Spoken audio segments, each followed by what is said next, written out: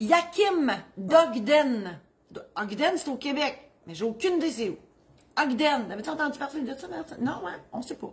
J'ai jamais vu une pancarte non plus marquée Ogden. Tu sais, c'est la route, on voit des pancartes, des fois on dit, oh oui, j'ai déjà vu ça. Ogden, ça doit être d'Inter bien loin. Alors, bonjour, j'ai loué une voiture pour 5 ans. Il ne me reste 4 ans à mon contrat de location. Advenant mon décès avant la fin de ma location, est-ce que mes héritiers seront responsables de ma location jusqu'à la fin de mon contrat? La réponse, c'est oui. OK? Ça serait trop facile. Tu sais, à notre décès, toutes nos obligations tombent. Mon Dieu, ça serait génial, là. Mais ça n'arrivera pas. OK? Donc, la succession va continuer vos obligations. Bien évidemment, ils peuvent mettre fin au contrat de location. C'est sûr qu'il va y avoir une pénalité. Ils peuvent transférer ce contrat de location-là à quelqu'un. Bref, il y a des affaires qui peuvent être faites, mais votre décès n'annulera pas votre contrat de location. Deuxième question. S'ils sont responsables, est-ce que je peux mettre Toyota Canada, très bon choix, j'ai pas de commandite de Toyota, est-ce que je peux mettre Toyota Canada sur mon testament comme héritier de ma voiture afin qu'ils reprennent mon contrat de location? La réponse c'est oui, mais ils vont renoncer à ce legs-là. Ben, malgré que non, ils pourraient accepter. Je dis n'importe quoi, là. Hey, c'est une bonne affaire. C'est brillant. OK, je viens de penser, là. J'avais lu, mais je n'ai pas réfléchi. Vous voyez bien qu'il y a un délai ici, là. Écoute, oui, ben, je sais pas. Tu sais, moi, il y a déjà quelqu'un qui m'a appelé pour me demander s'il pouvait léguer ses dettes au gouvernement. C'est clair que le gouvernement va renoncer à ça, là. Mais Toyota Canada, ben là, vous perdriez, ben, malgré qu'il n'y a pas de valeur dans votre patrimoine, c'est un contrat de location, ne vous appartient pas. C'est une très bonne question. Yakim d'Ogden, vous êtes fort. Parce que, ben, oui. Mais je ne sais pas s'ils vont l'accepter, là, parce que le légataire peut toujours renoncer au legs, mais c'est une façon de remettre le char. Mais ils vont vous charger la pénalité pareil. Tu vois, ma petite voix vient de me le dire. Là. Elle dit, c'est bien essayé, mais ils vont vous charger la pénalité. Parce que ils vont reprendre le char, mais eux autres, ils disent, ils me l'ont donné, mais le contrat de location, il se paye pareil. Bien essayé.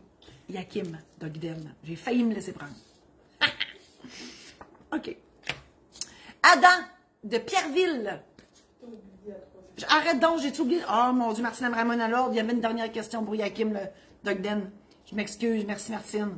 Elle suit en tabarnak. Dernière question pour Hakim. Est-ce que les héritiers d'un locataire avec bail doivent respecter le bail? Oui, là on parlait d'une voiture, un loyer. Encore plus avec un loyer commercial, parce qu'un loyer commercial, décès ou pas, il n'y a pas d'avis de 3 mois pour mettre fin à ça. Non, le bail commercial s'applique jusqu'à la fin. Un bail résidentiel, il faut s'en tenir au bail ou à la loi, s'il n'y a pas de bail.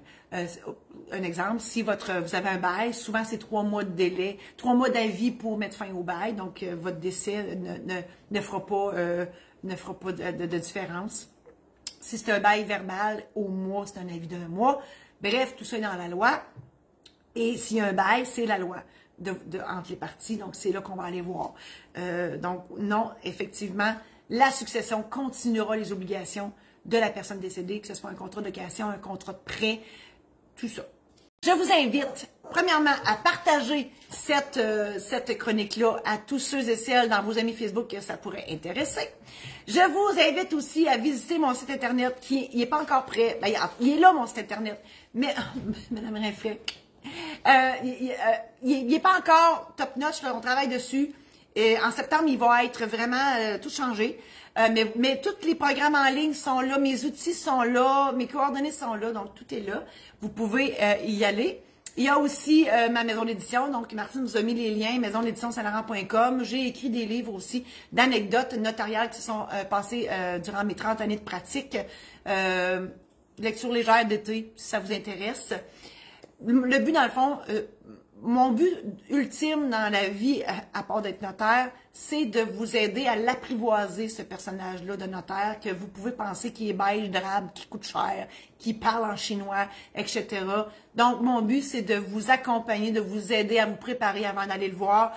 C'est tout ça que je fais. Même mes anecdotes de notaire servent à ça dans mes livres. Donc, c'est vraiment mon but ultime de vous aider, en fait, dans toute cette paperasse, cette blabla-là qui est plate.